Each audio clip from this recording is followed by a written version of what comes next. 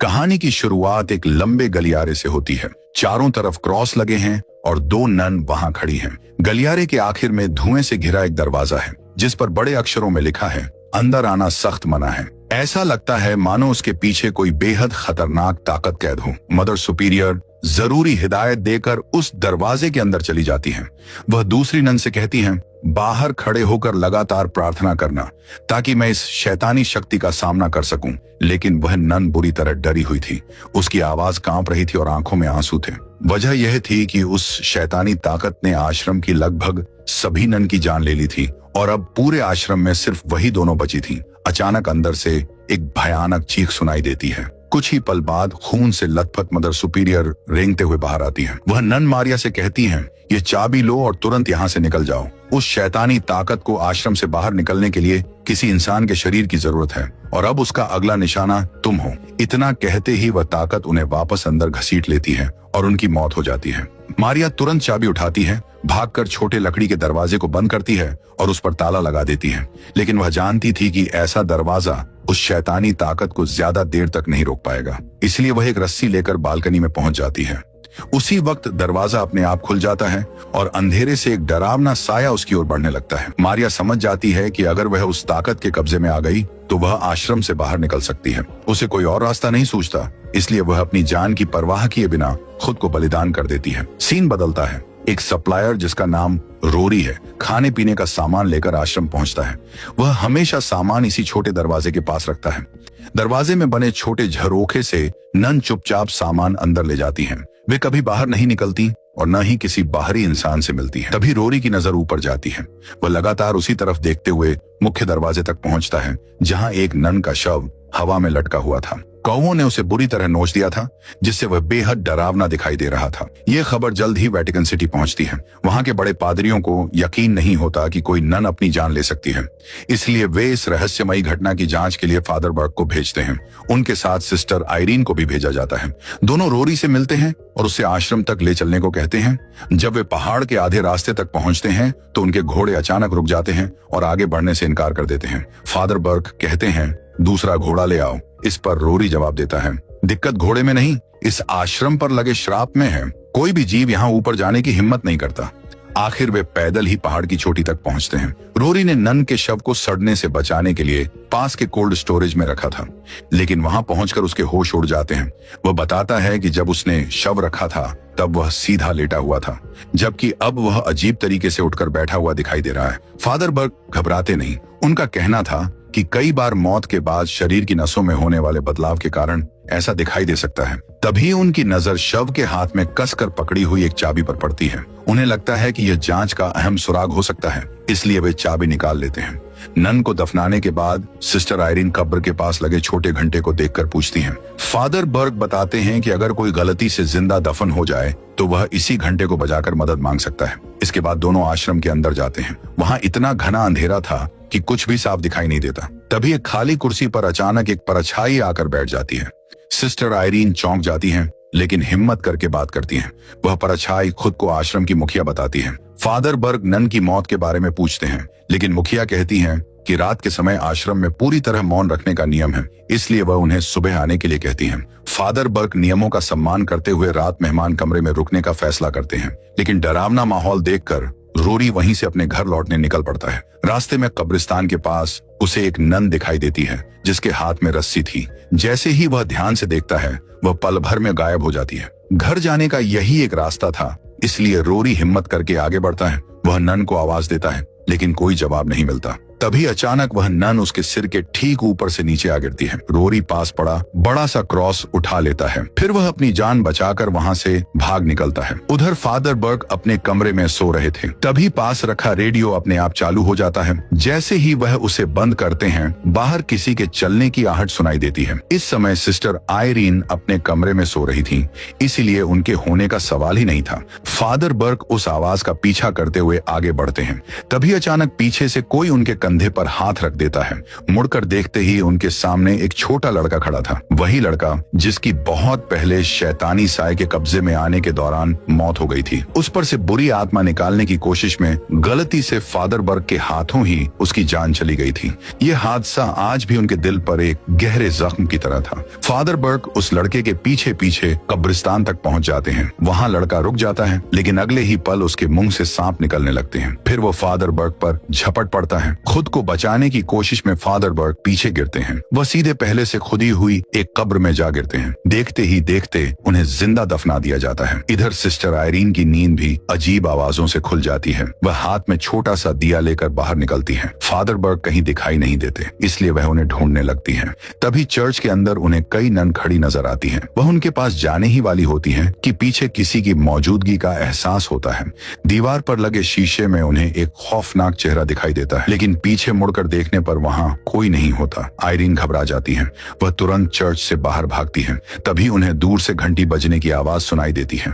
वह उसी आवाज का पीछा करते हुए कब्रिस्तान पहुंच जाती है। कब्र के अंदर फादर बर्ग लगातार उनका नाम पुकार रहे थे। वह मदद की गुहार लगा रहे थे। तभी उन्हें एहसास होता है कि उस ताबूत में उनके अलावा भी कोई मौजूद है। वह कांपते हुए लाइटर जलाकर नीचे देखते हैं। तभी अंधेरे से दो बड़े हाथ निकलते हैं और उनका सिर पकड़ लेते हैं। एक भयानक साया उन्हें जकड़ लेता है। खुशकिस्मती से ऊपर आयरीन मिट्टी हटाते हुए ताबूत तक पहुंच जाती है। वह फावड़े से उसका ढक्कन तोड़ देती है और फादर बर्ग को बाहर निकाल लेती है। आयरीन पूछती है, आप यहाँ कैसे पहुँचे? फादर बर्ग बताते हैं, इस आश्रम में एक बेहद ताकतवर और दुष्ट साया मौजूद है। उसका सामना करना हमारे बस की बात नहीं है। इसी दौरान उनकी नजर ताबूत के नीचे दबी कुछ पुरानी किताबों पर पड़ती है। उन्हें लगता है कि शायद इनमें उस शैतान से जुड़ा कोई अहम राज छिपा हो, इसलिए वे उन किताबों को अपने साथ ले लेते हैं। अगली सुबह दोनों फिर से आश्रम की मुखिया से मिलने जाते हैं, लेकिन पूरा आश्रम छानने के बाद भी वह कहीं नहीं मिलती। समय बचाने के लिए फादर बर्ग वहीं बैठकर पुरानी किताबें पढ़ने लगते हैं। सिस्टर आयरीन को वह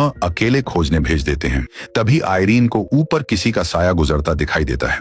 उन्हें लगता है कि शायद वही मुखिया है, इसीलिए वह तुरंत सीढ़ियां चढ़कर ऊपर पहुंच जाती है। उस साये का पीछा करते हुए वह एक बड़े प्रार्थना कक्ष में पहुंचती है।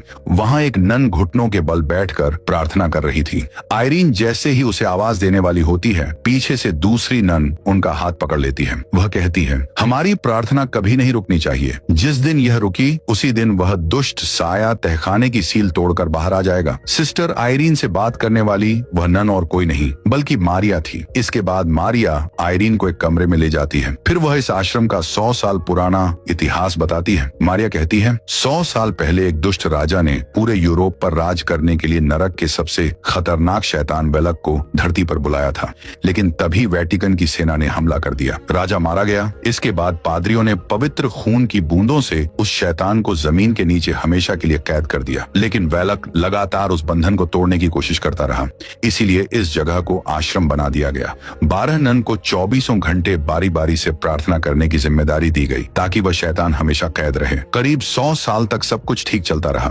फिर दूसरे विश्व युद्ध के दौरान 2 बम इस आश्रम पर गिरे। धमाके से जमीन में बड़ी दरार पड़ गई और वेलक फिर से आजाद हो गया। तब आश्रम की मुखिया ने उस रास्ते पर चारों तरफ क्रॉस लगवा दी। साथ ही सभी नन को लगातार प्रार्थना करने का आदेश दिया ताकि उसे रोका जा सके। बातों बातों में शाम हो जाती है। मारिया कहती है, अब प्रार्थना करने की मेरी बारी है। वह आयरीन को आराम करने के लिए एक कमरे में भेज देती है। जाते जाते वह चेतावनी भी देती है, रात में चाहे कोई भी आवाज सुनाई दे, कमरे से बाहर बिल्कुल मत निकलना। लेकिन कमरे में पहुंचते ही आयरीन को एक जानी पहचानी आवाज सुनाई देती है। वह आवाज बिल्कुल फादर बर्ग जैसी थी। वह एक मोमबत्ती उठाती है और आवाज का पीछा करते करते उसी क्रॉस वाले गलियारे में पहुंच जाती है। सामने वही रहस्यमयी दरवाजा था। तभी वह अपने आप खुल जाता है। तेज हवा का झोंका उनकी मोमबत्ती बुझा देता है। जैसे ही आयरीन दोबारा सामने देखती हैं, दरवाजे के उस पार अचानक एक साया दिखाई देता है। उसने भी नन जैसे कपड़े पहन रखे थे, लेकिन जैसे ही सिस्टर आयरीन की नजर उसके चेहरे पर पड़ती है, उनके होश उड़ जाते हैं और वह समझ जाती है कि यही वही शैतान है। डरी हुई आयरीन चीखते हुए भागती है। तभी अचानक कोई उन्हें पकड़ लेता है। इस बार वह मारिया थी। मारिया कहती है कि अब शैतान पूरी तरह आजाद हो चुका है और इस रात से बचने का सिर्फ एक ही तरीका है, बिना रुके लगातार प्रार्थना करना। इतना कहकर वह आयरीन को मुख्य प्रार्थना कक्ष में ले जाती है, जहां फर्श पर आश्रम की एक और नन की लाश पड़ी थी, जिसे शैतान ने अभी अभी मार डाला था। कुछ ही देर में बाकी सभी नन भी उस हॉल में इकट्ठा हो जाती हैं। वे कतार में घुटनों के बल बैठकर प्रार्थना शुरू कर देती हैं। उनमें से एक नन आयरीन से भी साथ बैठने को कहती है और चेतावनी देती है कि चाहे कुछ भी हो जाए, प्रार्थना बीच में बिल्कुल नहीं रुकनी चाहिए। लेकिन कुछ ही पल बाद जोरदार धमाका होता है और उस भयानक ताकत के झटके से सभी नन हवा में उछलकर दूर जा गिरती हैं। आयरीन समझ जाती है कि शैतान चर्च के अंदर आ चुका है, लेकिन डर के बावजूद वह अपनी प्रार्थना जारी रखती हैं। तभी तेज हवा से उनकी पोशाक पीछे से फट जाती है और उनकी पीठ में असहनीय दर्द होने लगता है, जैसे कोई नुकीली चीज उनकी चमड़ी पर कुछ उकेर रही हो। जब रोशनी उनकी पीठ पर पड़ती है तो वहां शैतानी उल्टे तारे यानी पेंटाग्राम का निशान बना हुआ दिखाई देता है। उधर फादर बर्ग भी बड़ी मुसीबत में फंस चुके थे। वह देखते हैं कि आश्रम की मुखिया उनकी कुर्सी पर बैठी है। वह उनसे बात करने की कोशिश करते हैं, लेकिन कोई जवाब नहीं मिलता। तभी मुखिया का सिर एक तरफ लटक जाता है। फादर बर्ग जैसे ही उनके चेहरे से काला कपड़ा हटाने के लिए हाथ बढ़ाते हैं, एक सूखी और कड़क हथेली उनका हाथ पकड़ लेती है। अगले ही पल मुखिया खड़ी हो जाती है।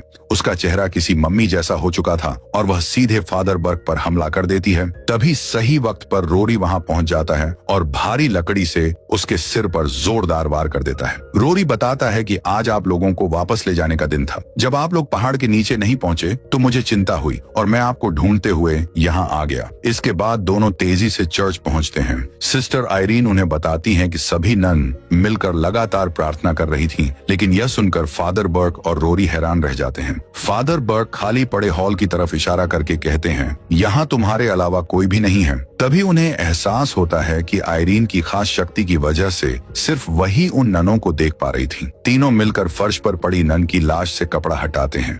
वह अब सूखी हुई मम्मी में बदल चुकी थी, जिसे मरे हुए कई हफ्ते बीत चुके थे। अब उन्हें पूरी सच्चाई समझ आती है कि आश्रम की सभी नन काफी पहले मारी जा चुकी थी और फांसी लगाने वाली मारिया ही आखिरी जिंदा नन थी। सिस्टर आयरीन जैसे ही उसकी आत्मा की शांति के लिए प्रार्थना करने झुकती है, वह सूखी हुई लाश अचानक उठकर खड़ी हो जाती है और नुकीले क्रॉस से फादर बर्ग के पैर पर हमला कर देती है। दर्द से तड़पते हुए फादर बर्ग कहते हैं, मेरे बैग से पवित्र धार्मिक सामान जल्दी निकालो। आयरीन तुरंत पवित्र जल छिड़कती है। इसके बाद फादर बर्ग पवित्र क्रॉस उस दुष्ट साये के माथे पर लगा देते हैं और पवित्र मंत्र पढ़ने लगते हैं। धीरे धीरे वह क्रॉस लाल होकर दहकने लगता है। दुष्ट साया दर्द से चीख उठता है। तभी रोरी अपनी बंदूक से एक जोरदार गोली चलाकर उसका अंत कर देता है। रोरी कहता है कि अब हमें तुरंत यहाँ से निकल जाना चाहिए, लेकिन सिस्टर आयरीन साफ मना कर देती है। वह कहती हैं कि इस शैतान को दोबारा उसी तहखाने में कैद करना होगा ताकि उन नन्नों का बलिदान बेकार न जाए। मारिया ने मरने से पहले जिस गुप्त रास्ते का इशारा किया था, उसी चाबी से वे एक छिपा हुआ दरवाजा खोलते हैं। अंदर एक बेहद पवित्र धार्मिक अवशेष सुरक्षित रखा था, जिसके बारे में माना जाता था कि उसी की शक्ति से इस शैतान को दोबारा कैद किया जा सकता है। फादर बर्ग उसे अपने साथ ले लेते हैं और फिर तीनों उसी क्रॉस वाले गलियारे से होते हुए उस खौफनाक दरवाजे के अंदर पहुंच जाते हैं जहां शैतान कैद था। अंदर इतना घना अंधेरा था कि एक हाथ की दूरी पर भी कुछ दिखाई नहीं दे रहा था। आगे बढ़ते बढ़ते तीनों एक दूसरे से बिछड़ जाते हैं। तभी सिस्टर आयरीन को अपने पीछे किसी के कदमों की आहट सुनाई देती है। वह घबराकर पीछे मुड़ती है और पूछती है, कौन है? तभी अंधेरे से एक और नन निकलकर उन्हें पकड़ लेती है। आयरीन किसी तरह खुद को छुड़ाकर भागती है और सामने दिखाई दे रहे एक कमरे में घुस जाती है। अचानक उनके पैरों के पास एक एक करके 5 दिए अपने आप जल उठते हैं।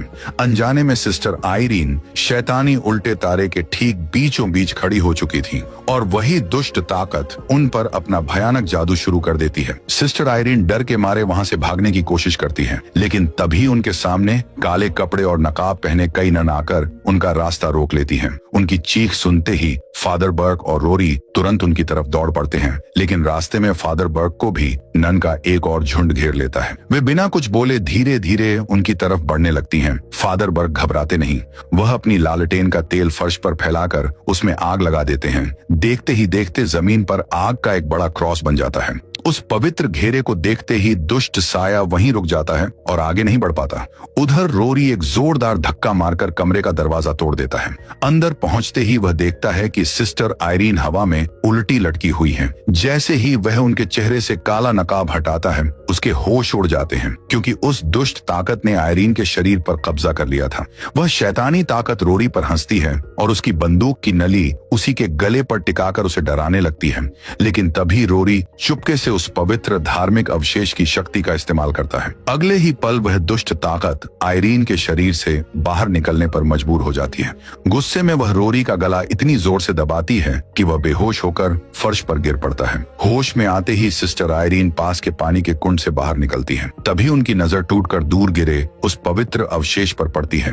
वह उसे उठाने के लिए आगे बढ़ती है, लेकिन पीछे से किसी की आहट सुनकर मुड़ जाती है। पानी के अंदर से वही भयानक शैतान अपना सिर बाहर निकालता है और कुछ ही पल में झपट कर आयरीन का गला पकड़ लेता है। उसी समय फादर बर्क वहां पहुंचते हैं। हाथ में पवित्र क्रॉस लेकर वो पवित्र मंत्र पढ़ना शुरू करते हैं, लेकिन मंत्र पूरा होने से पहले ही शैतान उन पर हमला कर उन्हें दूर फेंक देता है। इसी अफरा तफरी का फायदा उठाकर सिस्टर आयरीन उस पवित्र अवशेष को अपने हाथ में उठा लेती है। जब शैतान उन्हें हवा में उठाकर मारने की कोशिश कर रहा होता है, तभी आयरीन उसी पवित्र शक्ति को उसके खिलाफ इस्तेमाल कर देती है।